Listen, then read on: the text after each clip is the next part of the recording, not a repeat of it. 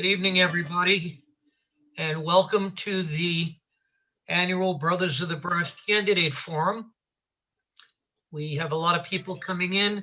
People coming in are being placed on mute, so we don't get any background noise.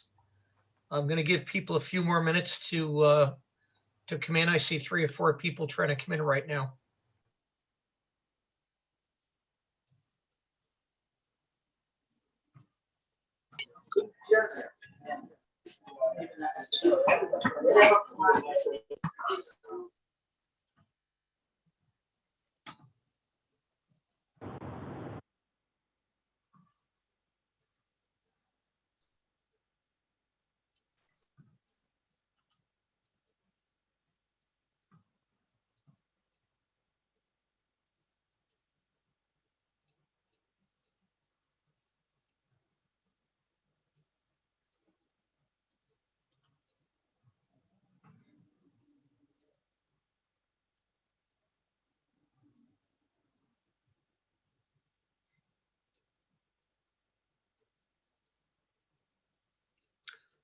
Good evening, everybody. Welcome to the Brothers of the Brush Annual Mendon Candidates Forum.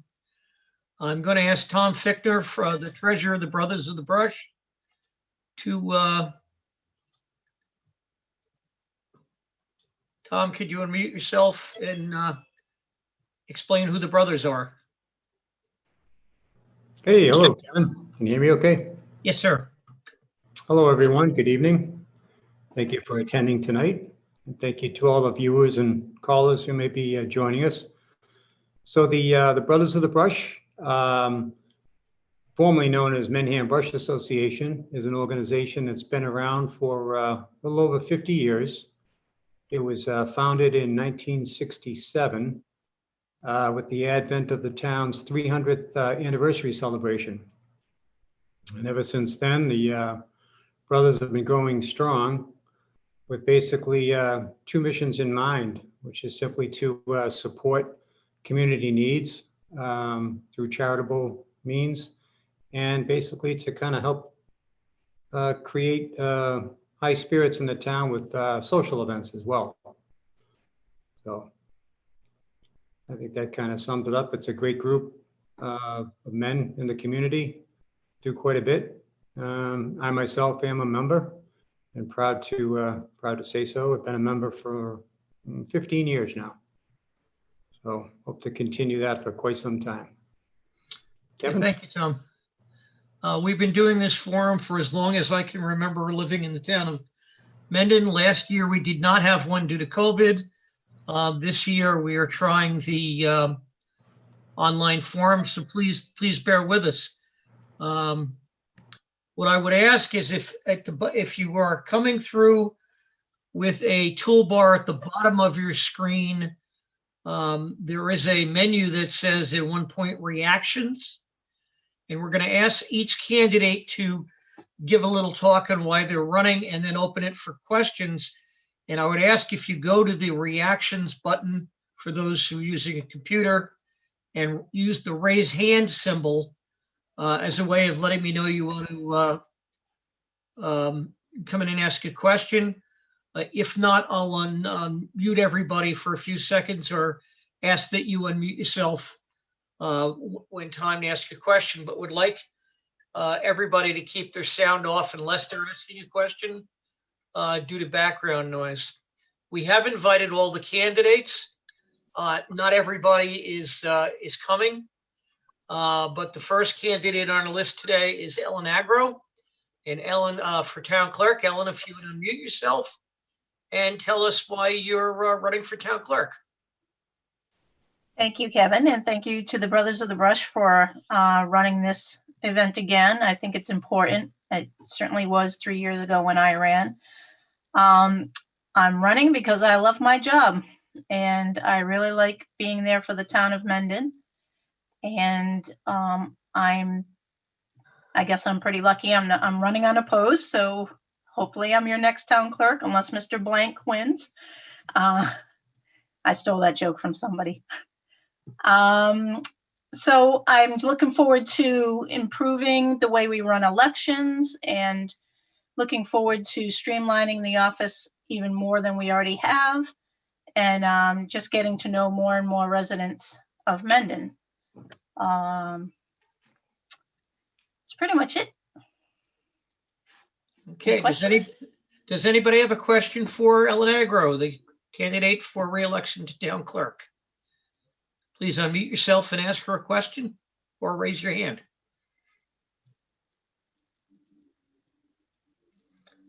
Okay. Off the hook. I don't see anyone. The next candidate we invited was Allison Chu, who's running to be a trustee of Taft Public Library. I don't know if Allison is on the call. I do not see her name. Allison, are you on the line? Okay. The next candidate we have is Tom Morelli, who's running for moderator. Tom, would you unmute yourself and tell us why you're running? Hi, how's it going? Tom Morelli.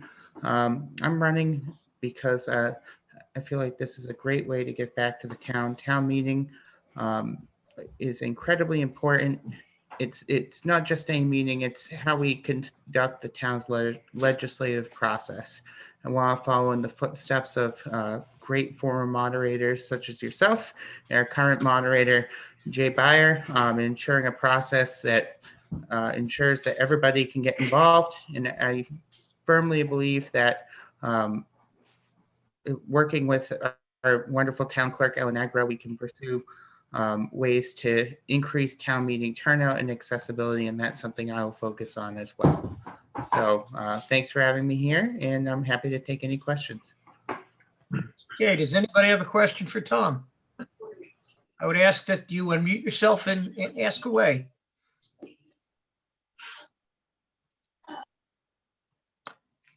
Okay, bear with me. We now have two full screens of people. So I'm just going by and seeing, let's see. I don't see any. Thank you, Tom. Edward Cray, who's the candidate for Blackstone Valley Regional Vocational Technical High School, let me know he would not be participating in this. So the next candidate we have is Tom Belland, who's running for Parks Commission. Tom, are you on the line? Well, we're going to get to the big show quicker than possible. Bill Ambrosino is running unopposed for Planning Board, and Bill could not be here because he's actually running a public hearing or a series of public hearings at the Planning Board right now. That does not mean he's not interested in this forum, but he is performing the duties of his board. Tom Fichter, unmute yourself. You are the candidate for Board of Health. And why don't you tell us a little bit about why you're running, and we'll see if people have questions for you. Okay, thanks again, Kevin. Would I be allowed an opportunity just to kind of give a little personal information about myself as well? Absolutely, and I hope we could take advantage of you being on the line to give us a brief update, since you're in the Board of Health, about COVID and what's going on. All right. Thank you, everyone. Thanks again to the Brothers of the Brush. Just thought I'd kind of start a little bit about myself personally for those who may not know me very well or new to the community. From a personal perspective, I've been a lifelong resident of Massachusetts. I grew up in Watertown, educated in the Catholic school system from K through 12. I attended Mass Bay Community College and University of Lowell in my later years. I've been married for almost 34 years to my wife, Jean. We came to Mendon in 1994, which is almost 27 years ago. Hard to believe. We raised two daughters, Megan and Kathleen, both of whom have been educated in the Mendon Upland school system, K through 8, with one graduating from Nipmuc High School and the other graduating from Mount St. Charles Academy in Woonsocket. In my professional life, I've spent roughly 35 years in the teledata and IT industries, working in various management and technical roles. I currently work as a member of an IT networking team supporting data center functionality for State Street Corporation. As for my civic life, well, I've always kind of been drawn to volunteering roles. My daughters were younger. I volunteered in the town's soccer and softball programs, serving as a coach, which those of you may know translates into many other duties, such as field maintenance, field rebuilding, snack shack duties, et cetera, et cetera. My longest tenure was with the Mendon Youth Soccer Association, serving 15 years, where in addition to coaching, I served as the league's first vice president and an age group coordinator. My hat's off to all those folks out there who volunteer, no matter what the venture. In 2006, I became a member of the Mending Brush Association, which we all know as the Brothers of the Brush. I serve today not only as a member, but as the group's treasurer. As I mentioned earlier, it's an organization that was founded in 1967 with the advent of the town's 300th anniversary. A group of fine men who come together for two purposes, which I'll repeat for those who might have just joined: to support those in need in our community and to foster community spirit through social events. And to those members who have gone before us, I salute you. In 2012, I ran for election to the Board of Health. This was the first municipal position that I ever run for. I have now served 3 consecutive 3-year terms and am now seeking a 4th term. My reason for running, it's simple: to continue to advance the work that we have done as a group over the years. Although I'm running officially unopposed, I ask the voters for their vote on voting day. I believe that I bring a balanced set of skills to the role, being a very good communicator, being open-minded, being accessible and approachable, being analytical, and being decisive when the time comes. Thank you very much. Okay, does anybody have questions for Tom as a Board of Health candidate? I have one, Tom, if I could ask. And that is, Carolyn Bartel, you have a question for Tom. You want to unmute yourself and go ahead. Yes. What do you see as going forward the most important issue for the Board of Health to address and to make Mendon better? Well, hello. How are you this evening? Fine, thank you. Good. Well, I think currently, given what we're involved with now with the pandemic, I still look at that as being the most important issue. We are, what I would say, on the other side, I would think, with regard to the vaccines being out there and folks getting them, but there's still a bit of a ways to go. Beyond that, I think it's a matter of maybe folks being prepared possibly for what might be a regular type of available vaccine or booster that might be presented to us on an annual basis, along with the flu shot, much like what we do for the flu shot every year. I think once we get on the other side of the pandemic, I think the other main issues that the board typically deals with, really a lot of it has to do with Title V guidelines and regulations, guidelines and regulations. That's been a great percentage of what we kind of see come before the board as a group. From a health perspective, it would be, I'd love to see maybe an increase in maybe personnel added to the Board of Health.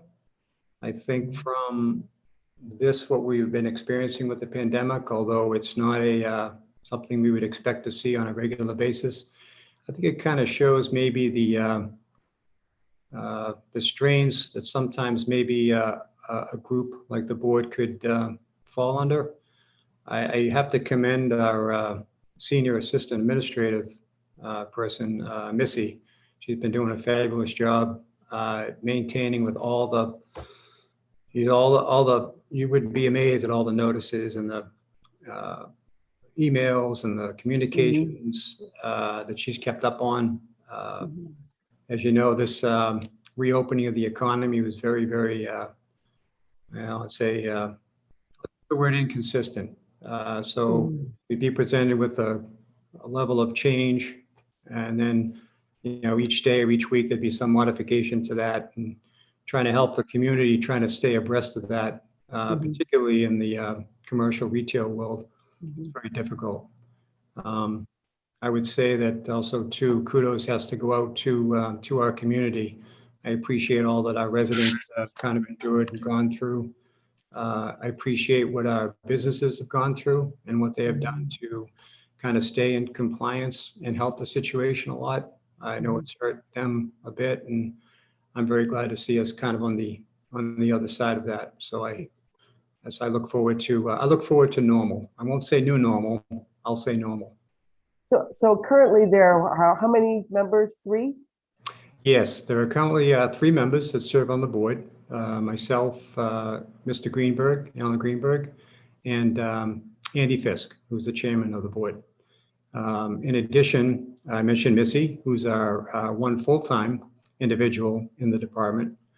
And we also have other individuals that serve and support the group. We have a health agent, and it's typically has been Mr. Lenny Izzo. You might know Lenny, he's been around for quite a bit. And we also have an engineering individual that helps us with the engineering aspects. That would be Tom Ryder. And I'd be remiss in not mentioning our other individual, which would be Max Cabon. He's our animal inspector. And most recently, we have added an individual to kind of help out in the health agent capacity. That would be Danielle. She's recently come on board in the last couple of months. Again, all these individuals are in contracting roles. They're not employees per se, Right. which, sometimes creates a bit of a problem in trying to get them to address situations, because they're balancing not only work that they do for the town of Mendon, but work that they're doing for other communities as well. Sure. Thank you. You're very welcome. Thank you. Carolyn, if you could click on your hand to get it lowered, because sure. your raised hand is still there. Sure. Okay, we also have me, who's running for assessor unopposed. For those who don't know me, I'm Kevin Rudden. I'm running for my 3rd 3-year term on the Board of Assessors. We have a very well-educated, high-performing group of assessors in the town. We have Gene Berthold, who's our principal assessor and has been in that role for close to 30 years. We have Gene has the designation of Massachusetts Accredited Assessor, and so do 2 of the 3 board members, both Ken O'Brien and myself. And we have an unusual board in both. Ken is a full-time working assessor for the town of Uxbridge, and I am a part-time assessor in a part-time role for the town of Shutesbury out in Franklin County 2 days a week. It's very unusual that you see a small town with a board with so much firepower on it. And I'm just asking to come on for another 3 years to keep that going. We're very proud of what we do as the town grows in administering things.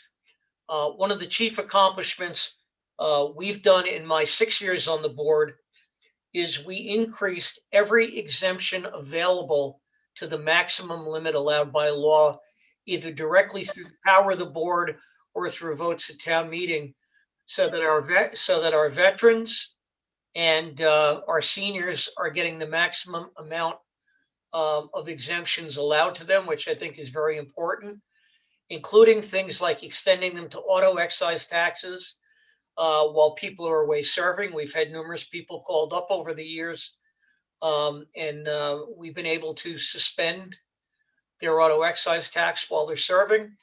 And just this past Saturday, the board unanimously supported the Taxation Aid Committee's request to put in a new senior exemption that we'll be petitioning the legislature for, and that passed unanimously at town meeting this Saturday, thanks to the efforts of the Taxation Aid Committee.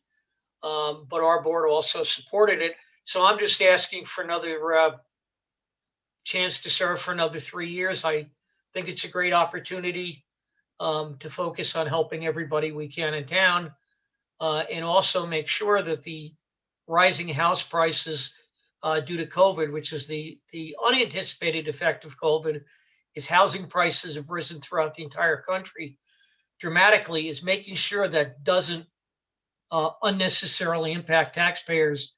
Believe it or not, it won't really hit this year, but more next year in doing that. So if anybody has a question for me, unmute yourself If not, we'll get to the main event of the night, which is the 2 selectmen candidates.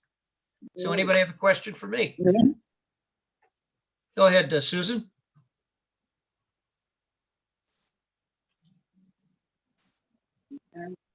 I don't have a question, no.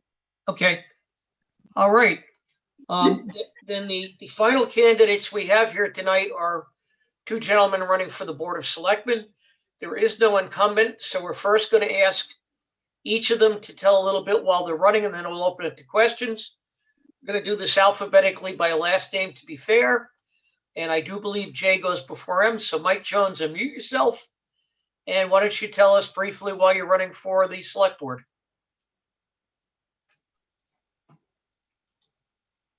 You're still muted, Mike. On mute. There you There go. you go. Hi, everybody. My name is Mike Jones, and I'm running for selectman. This is something that, I've had my eye on for quite some time with things that have gone on at work and stuff like that, where I run a business in town, and I've basically been able to get to a good point where I've got some time to give back. And I definitely think I have a skill set for this work. I've got good decision-making skills. I'm approachable. And I think it's something that I definitely want to put some time in on and see through. Okay. And Mike Morelli, if you would unmute yourself. Mike Morelli, just before we speak, I'd like to point out, we have 40 people, both on phone and on the web tonight for this. And I just want to thank everybody. This is probably the biggest turnout, and Tom Fichtner can correct me, but this is probably the biggest turnout we've had in about 5 or 6 years at a candidates forum. So I want to thank everybody for either dialing in or coming in through their computer.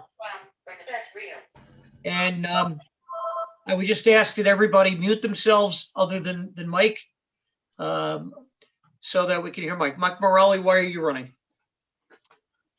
Well, I've been involved in town government here in Mendon since I went to my first town meeting when I was an 11-year-old Boy Scout.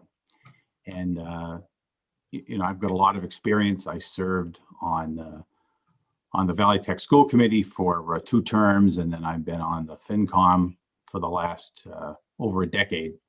And I think we need somebody who's got some experience as a leader to step up to this seat, because Chris Burke isn't running, and I really want to acknowledge him because he spent 20 years first on the FinCom, and then 6 years as the select board member. And obviously I want to thank the Brothers of the Brush. They're a very active organization that are very civic minded. I appreciate them too. But I'm running because we need an experienced leader, and I believe I'm that leader. I know about the budget. I know the needs of the town. I've been involved in public safety my entire adult career. And I think those are all attributes that have equipped me well to do this job. Okay.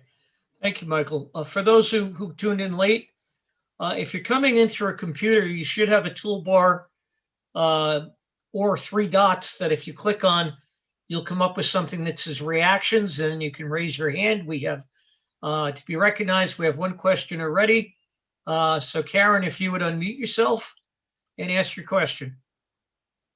Hi, I have a question for both of the candidates. What are your feelings on the school override? Okay, Mike Jones, you're muted, so unmute yourself. Okay,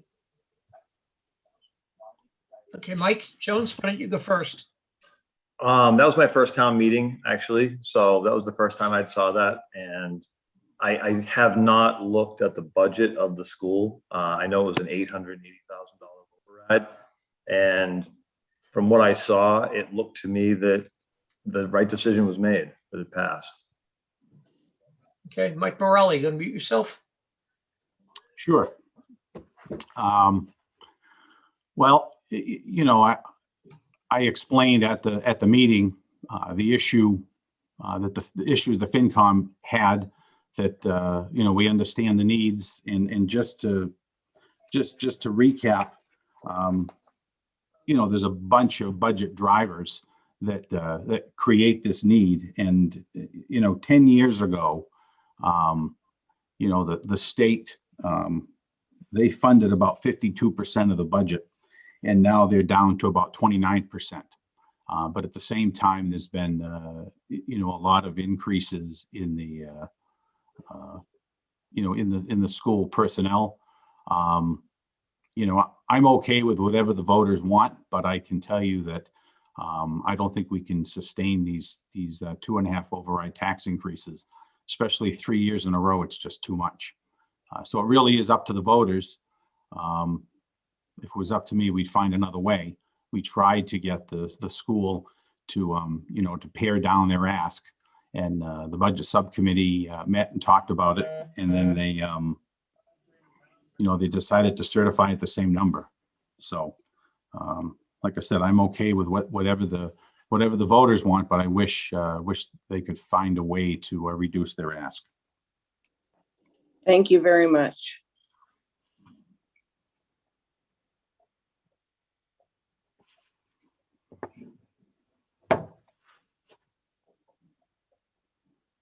Kevin, you're muted. I'm sorry. Colleen, could you unmute yourself and ask your question? I believe Jay Bear was before me, but okay, fine. Thank you, Jay. And thank you, Kevin. And thank you, everyone, for putting this on today. This is really nice to be able to, speak with these candidates, as well as see what's going on in town during these difficult times with the COVID and what have you. First thing I'd like to say is that, taxes is quite a concern. Mike Morelli had just identified that 10 years ago, when I came here to town, I paid about half the taxes I do today, half, which means taxes is twice as much as it was 10 years ago. And, don't get me wrong, I have 2 children who have gone through the school system and continue to go through the school system. I'm very happy, I guess. When I say happy, I mean I'm satisfied with the services I guess we're getting. But I'm a financial analyst by trade. I worked for Genzyme and Hasbro, and I manage multi-million-dollar 401k and pension plan portfolios. And I can tell you, I don't think this is sustainable, to Mike Morelli's point. We used to, years ago, worry about, and I repeat, the former chief of police, look for $400 in the budget. And, we far surpassed $400 in the budget. So, and I believe we have a problem going forward. And if this budget doesn't go through, I mean, my children have actually suffered through, the changes that happen at school when a budget like this doesn't go through. I mean, layoffs and things like that, logistical nightmares. So I guess what I'm thinking is I would like to say is that I think, we really do need to look at how much the state is funding and look at it from a long-term perspective, not just an annual basis. And I believe that that's what we're doing today. We do not have a 5-year plan for tax, if I'm mistaken. Mike, if you could, Morelli, correct me if I'm wrong. Thank you very much for taking my call. Well, if you have a question about a 5-year plan, the first thing I'm going to do before I start to answer your question is we have 1 and possibly going to have 2 openings on the FinCom, and I already spoke with Mike Jones. Hopefully you'll smile, Mike. And I said to him, I agree to stick around if I lose, but if I win, I've already buttonholed Mike to ask him to please join the FinCom. And sir, I'm going to ask you to please step up too, because I think certainly with your background and your perspective, that's exactly what we need. Now, to answer your question, the FinCom plays an advisory role, right? We don't make decisions, and the select board does. What I can tell you is a couple of things that I've done, and along with a few others like Kevin Rudden in the Economic Development Committee, we've strategized in ways to actually grow our tax base. And also, as I said, the funding formula for the schools is not sustainable. And I have been speaking with both state and local and federal officials literally for 10 years. to try to get more funding. The reality is that regional schools used to get much more funding. They're supposed to reimburse us 100% for region transportation, and they don't. I've talked to both back when Dick Moore was our senator, and actually John Fernandez was our state rep. I talked to both of them. Part of the problem is our funding is based on the assessed value of our property. So according to the state, we're rich. The flaw in the funding formula is they don't take into account any kind of commercial property when they assess that. So a town like Milford that has a tremendous amount of commercial property, they get more funding than we do. And that really needs to change. But the only thing we can really affect are, local solutions. And I can tell you that, I've reached out to different towns about changing our water supply for down on 140 to try to increase, commercially water, and actually reached out to Uxbridge about potentially connecting some kind of a sewer line to make the property in commercial areas in town more attractive. And at some point, we may be able to set up a dual tax rate and start to catch up on some of this. But you are absolutely right when you say that we simply, we can't sustain things the way that we're going, and we need to come up with solutions. Okay, Mike Jones, any comment?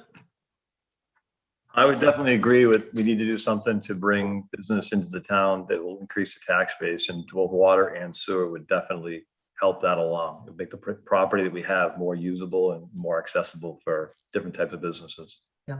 Just want to point out, it's not feasible for the whole town, but I'm really focusing on the commercial areas on 16 and 140. And just because I am also on the water board, and just to let people know, we buy our water from the town of Hopedale, and they do not allow us to extend water to commercial uses because they can't supply their own town.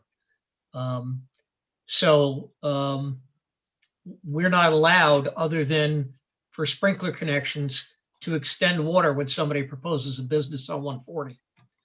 Just thought I'd add that. Jay Byer, you're next. If you want to unmute yourself, Jay. I think I have. You hear me okay? Yes, sir. Nice to see everybody tonight. And you're right, Kevin. It's the biggest crowd we've ever had at one of these. It is. All right. So my question is, it's kind of a two-parter, the kind that I always tell you not to do at a town meeting. I'd like each of the candidates to tell me if they agree or disagree with the select board's decision this year to level fund the school district as opposed to giving them 50% of new growth and the levy increase. And then to expand upon that, what do you see as the solution to balancing expenditures versus revenue? Because I think it's clear in the current system, expenditures are beginning to exceed revenue. So how do we balance that out going forward? Mike Jones, you want to go first? That's something that I don't think I could actually answer with the information that I have at this point.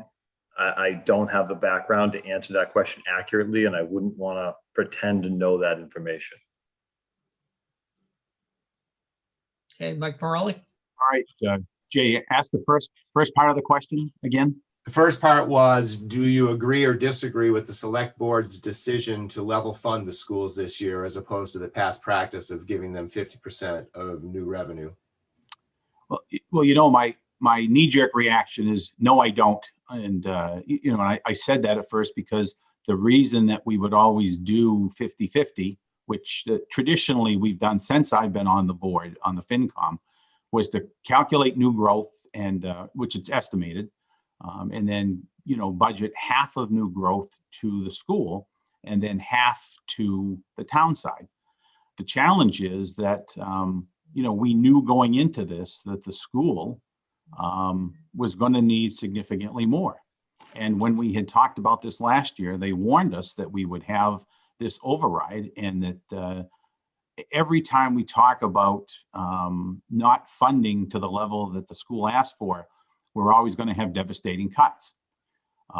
So I think the select board decided, look, the way to solve this is to put it to the townspeople, which, you know, as I deliberated it, I think that was probably the right choice. Although I would like to have seen us give the school some. We all know that have been around for a while that if the override passes, well, then, we have to suck it up for another year, which is a problem in itself. But if it doesn't pass and cuts have to be made, we all know that the school will recertify and will have to go around again.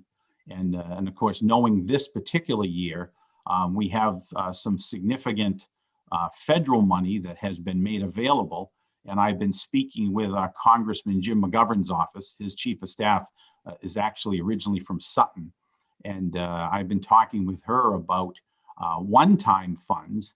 And she said the rules are about to come out. So they appropriated the money and they're trying to set the rules. So there is potential that if it doesn't pass and it has to be recertified, there will be some one-time funds, which certainly will kick the can down the road. But I don't know if I'm answering your question or not, Jay. Like I said, it went against my grain not to give the school something because obviously, level service means some kind of an increase with contract negotiations and Worcester County retirement and insurance costs, OPEB and everything else. But the problem is we just don't have enough to spread around. So I think actually putting it to the townspeople was the right choice because we are a pure democracy. Okay, Jay, does that answer your question? Okay, Deb, if you could unmute yourself, you have a question? Yeah, this is actually Jim. Jim and Deb, we're here together. My question is for both candidates. We've lived in this town for about 20 years, and there seems to be sort of a false argument in this town around education versus all other budgetary items. And it's not a good argument, but it's one that's sort of been made over the years. And when I sat down on Saturday afternoon and really looked at the budget, I found that the police department now is generating almost 30% of the cost. When we moved here 20 years ago, there were, I believe, 6 policemen, 6 full-time. There's now 18 full-time and 6 part-time policemen. When are we going to begin to look at other parts of the budget versus solely looking at the education and then all other parts of the town? And I'll ask both candidates to respond to that. Yeah, let's do it backwards. Mike Morelli, you went second last time, so why don't you go first? Well, that brings up a great point. You talk about the police, public safety being about a third of the budget, or police being about a third of the budget.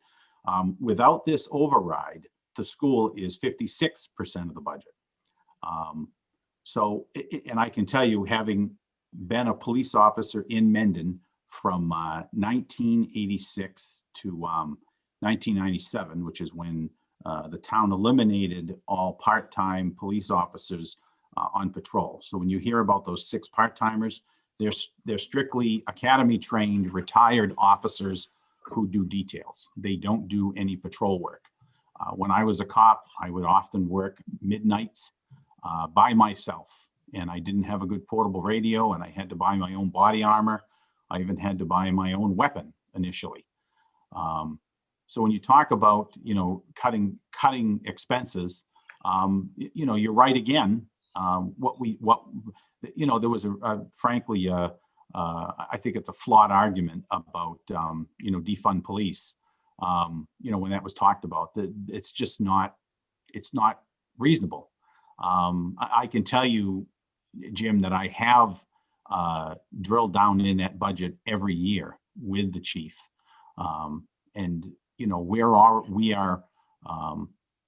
We're through the fat down into the bone. The officers, they've changed their shifts. They're working, 12 and more hours to cut their overtime. They've already sacrificed quite a bit, and there are standards that they have to follow. And although you're right that the police department has grown, so has the population of the town and their calls for service. And actually, we have been very proactive with regionalization. I'm actually an associate member of the Central Mass Chiefs of Police.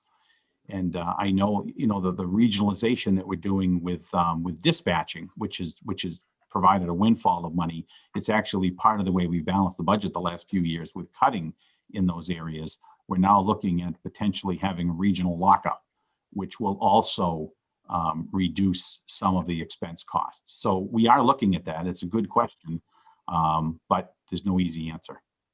Okay. Mike Jones? Yeah, I don't think I can really add much more than what Mike had said, and I think he nailed all the real points. I know the dispatch thing is going to save us a lot of money, which is why that police station is actually still standing. I know that the budget, from what I've seen on my side, looks super, super tight on all line items. And I think for us, it's going to be more about trying to generate more revenue than it will be about cutting the services that we actually have in order to stay balanced. And if I can just add one, I just made a mistake, or when I agreed with you, Jim, about 18 police officers, there are 13 full police officers in Mendon, and every year, Dave Kersey always asks for another officer. And when you think about it, you have to have the town staffed 24/7. And I can tell you from having done it, that it is not acceptable to have one police officer on duty by his or herself, but it does happen. We're supposed to have regional, mutual aid from other towns. But I can tell you, having been a Millville cop for a while and being down on the Rhode Island line, and Mendon needing somebody up at the top of Millville Road, you just can't get there fast enough. So 13 cops is already spread thin. And, maybe that's not the case everywhere, but like I said, Mendon is into the fat and down into the bone. That's part of the problem. Although I wasn't asked, I'd like to add a personal comment about the police staffing. 4 years ago, I had somebody in the middle of the night try to break down my front door. Woke myself and two of my children up, and I called 911, and the two men in police on duty were at an accident on Route 16 on the Uxbridge line. And the dispatch people had to call Hopedale in. And I do live on 140, so Hopedale is closer. But I held that person off at the threat of gunfire for close to 5 minutes until Hopedale arrived. So I sympathize you, but I also remember very well when this town had no ambulance service, and you had to let the ambulance crawl up through the Milford traffic up Route 16 to get an ambulance into this town. So things have grown over the way. As an assessor, I'd like to throw out a comment to everybody, by the way. I can always tell how old people are who ask questions about the budget system, because I know you're younger than 59 years old. Because anybody who's under 59 years old did not vote for Prop 2.5 in 1980 because you weren't old enough to vote at the time. And just to remind people, Prop 2.5 was enacted as a ballot petition in November of 1980 and took effect in fiscal year 1982, severely limits the amount a town can raise every year through taxes. And the result is there's only so much money to go around. And when the state changes the aid formula, there's less money. The town gets money through three ways: property taxes, what are called local receipts, which is the fees people pay for permits, and also auto excise taxes, and then state aid. And when those vary, money gets tighter or looser. I'd also remind those in the audience that 4 or 5, more like 6 or 7 years ago, and Mike Morelli can correct me, we had to cut the town budget severely to cope with the effects of a school override. And the town, believe it or not, 6 or 7 years later, not every department has recovered everything they cut that far ago. So I just like to point that out, not as a criticism of anything, but to educate people. Now I'll shut up and ask if anybody else has questions for the candidates. Just unmute yourself and ask. Kevin, Yes. I don't know if I heard you correctly. Could you repeat what you just said about a year that there was a school override, but the town had to cut as well? why that would be. That would be, if I remember, the town had certified a budget. It was approved at town meeting. There was the school, the override was turned down. The override then was recertified by the school committee after Upton passed it. There was the threat of a joint town meeting. The town backed down because Upton has more people than Mendon, and the town had to cut its budget to make its share of what it owed the schools. And a lot of services were very badly cut, and it took years to restore them because basically you only have so much money the town can increase every year. And if the schools were getting their fair share, the town couldn't restore people. And it was, I can't remember every department, but highway was cut, the senior center was cut. Things like even the little budget for decorating cemeteries was cut. That doesn't make sense if the override passed. The override didn't pass in Mendon. And so the town funded what the override was going to fund? Because I don't remember that. And I've been involved a long time, as long as you. Well, Jay, I've lived in town long enough that there's a school override every 3 to 5 years in the 40 years I've lived here. And you just get used to it. But that particular year, the town had to trim back. The town went for an override that failed, an operational override that failed to offset it. And the town began trimming back. I also happened to be, Jay, a selectman in the early 90s when the Dukakis miracle evaporated and state aid was cut. And I still have the piece of paper. We had two options. One was institute the trash pickup fee, or the other was cut 7 full-time town employees at the time. And I still have the paper at the time where I was one of the 3 board members who drew up the list of people in cuts. Not all full-time, excuse me. The fire chief at that time was part-time, but instead we opted for the trash fee. So for all those who say, you know, why do we get a trash fee? Well, once you take it out of 2.5, you never can really put it back because something else takes its place.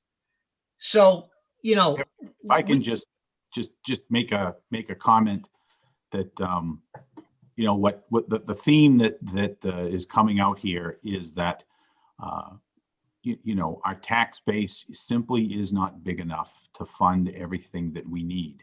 And I see Jay put a note up here about right now the Mendon Upton Regional School District is 50% of the budget, and it'll be 52% if the override passes. I did say 56%. My Excel spreadsheet with the pie chart tells me 56%. Maybe that's with that could be with the debt in there. I don't know. The BVT in there. Oh, maybe that's the schools altogether, right? 50. Yeah. That would about add it up. So, and of course, one of the other issues we had this year, for those people you may not realize, we send kids to Norfolk Agricultural School, and we're out of district for them. And the difference between the cost for an in-district and an out-of-district student, Jay, isn't it over $40,000 a year per student to go to Norfolk Aggie? The tuition is around $25,000 per student, and then we have to provide transportation. We do a collaborative on the transportation. So we right now in the budget have approximately $375,000 to $400,000 in the budget for 12 students to go to Norfolk Aggie. And one of the issues that I actually brought up a few years ago after I talked to Joe Maruschek about this was trying to get the state to flatten it out. So rather than there being, in county and out of county, why not we just open it up to all of those schools, and make the tuition level, level the playing field. And, again, the politicians that would make that decision, they just claim that they don't have enough juice to change it. So what it comes back to is we need to find a way to increase revenue. And, some people talk about dual tax rates. Maybe that'll be a solution someday. But I think we need to make ourselves more attractive, and we need to take those areas in town that are zoned for business.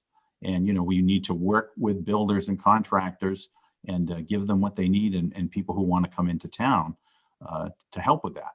And it's, and again, I'm going to make a pitch again. We need more volunteers. This town is full of incredibly talented people with a lot of connections and a lot of knowledge.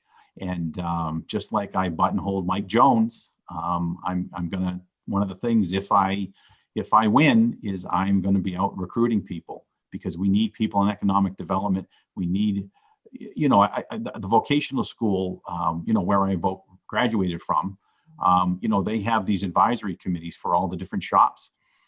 I'd like to see us develop something. Actually, one idea that our town administrator started a few years ago was a community cabinet, where all of the different boards and committees would get together to collaborate. And I thought that was a great idea. It kind of fell by the wayside with COVID, but I would like to do that. And I would like to augment that. I think the more people we get involved, the more we can help to solve this problem. But it is a real issue that's just not sustainable.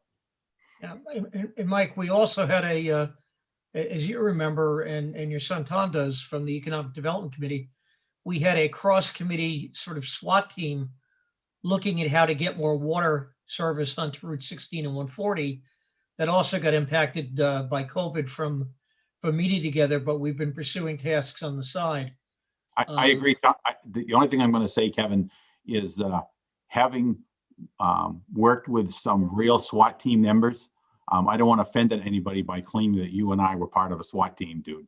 But okay, I get the point. I'll call it a cross-board team, where we had a plan. We invited the planning board, the water commission, the economic development committee, the town administrator, the fire chief, to really look at all the issues. And you know what? And just to piggyback on that, one of the issues, you remember we talked about this land that we tried to get rezoned at town meeting.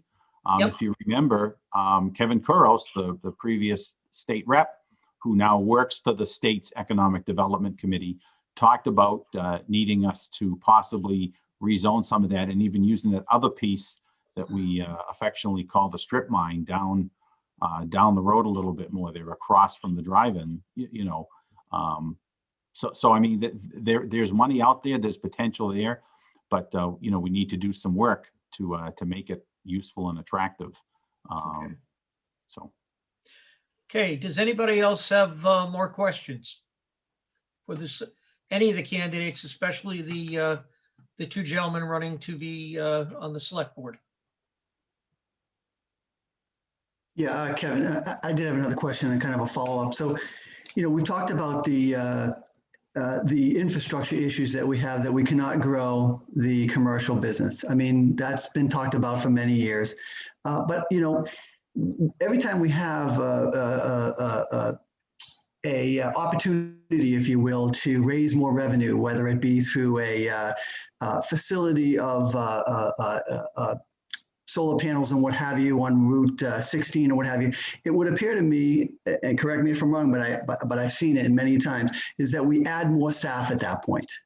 And I guess my question is, if we know that we have physical constraints with respect to growing our revenue through commercial, and yet we're adding more staff, or, I just feel as though we're going to hit a situation again where the tax base is hit and we need to make significant cuts in either school or in our other, departments within the town.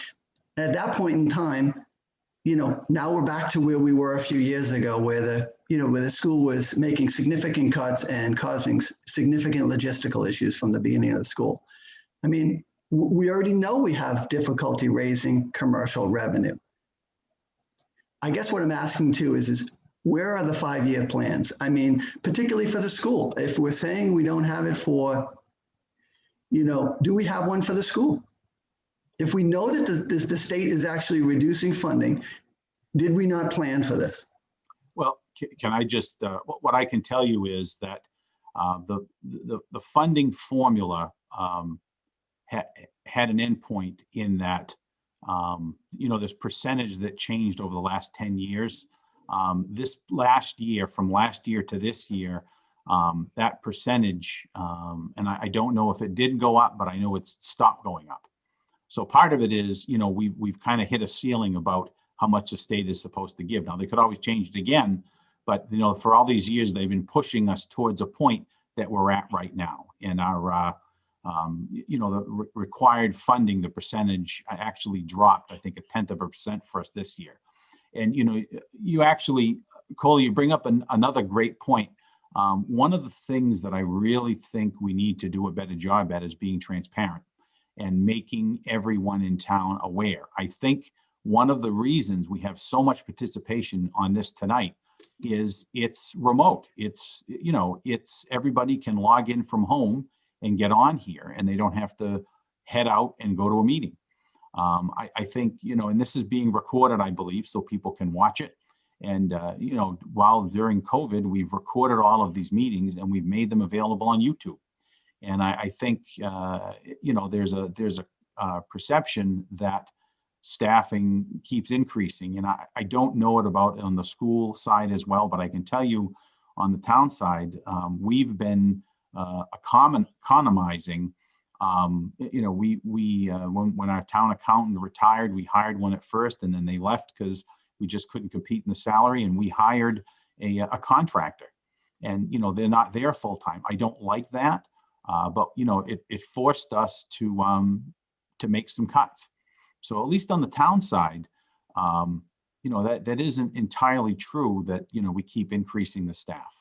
But I do understand why that might be a perception, and we really need to get better at it. And one thing I saw, if you look at the select board's agenda for tomorrow night, one of the things they're talking about is creating a newsletter, which something I had been talking to the town administrator about for a while. And, you know, we need to do a better job of letting everybody know what's going on, and we need to do a better job of recruiting people to help us. You know, that's my thought. Mike Jones, any comments? Sounds great. I mean, accountability, easy access, having everybody able to be on the same page makes perfect sense. And I couldn't agree with Mike more on that. Yeah. I just point out to both of you guys, in the town when I'm assessor, Shutesbury, they mail out a quarterly newsletter to, you have to sign up for it, but they mail out a hard copy quarterly newsletter that's about 12 pages, 8.5 by 11, that all the town departments and boards are asked to write articles about what's going on so that people know. And a lot of it, we do reminders of deadlines, or we just talk about issues going on. You know, the one I've done right now has to do with COVID driving housing prices up and when that's going to affect people's assessments. So there's a couple of good examples, but No, communication solves so many problems ahead of time. yep. Any other questions, comments?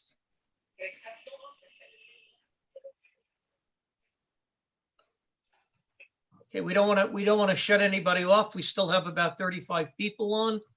So why don't we give it a last round? Any comments for any of the candidates that are still on, or especially for the two gentlemen running for the Board of Selectmen? While we're here, otherwise I'll wait another minute, otherwise we'll close it down. I had a question for both candidates. Yes, go ahead, David. What are your guys' thoughts on going from 3 to 5 for the board? Mike Jones, why don't you go first? I've looked into it, and I, you know, from what I could see, with the 3 board members, there's in the last 10 years has been only 1 election, I believe, with 3 candidates, 3 with 2, and 6 have been walk-ons unopposed. So I don't necessarily know that opening it up to 5 people is something that's going to bring us anything better than what we already have or what we're working with now. I think, to Mike's point, we need to recruit more people, get more interest and drive to get more variety, to get more competition. And, you know, that's kind of why I'm running. I've never done this before. I'm looking to learn. I'm absorbing as much of this as I possibly can. So that's kind of my thoughts. Other Mike? Honestly, not to be disagreeable, but I really disagree. I think going from 3 to 5 is a great idea. I think it's more collaborative. And, you know, there are 7 members on the FinCom. There are 5 members on the planning board. There are 8 people on the Economic Development Committee. Certainly the real reason that people don't step up and run, I think, is there are people, it's intimidating. And again, I have to compliment you for stepping up, having no background to do this. But I think having a board of 5 is going to pay dividends. And I think you will see that more people will step up. And the biggest reason is because the voters voted that way. At that town meeting, although some people said it was a terrible turnout, there were 170 people there. And out of those 170 people, 2/3 of the people said, yes, they wanted to go from 3 to 5. So it's a good idea because the majority of the townspeople voted it.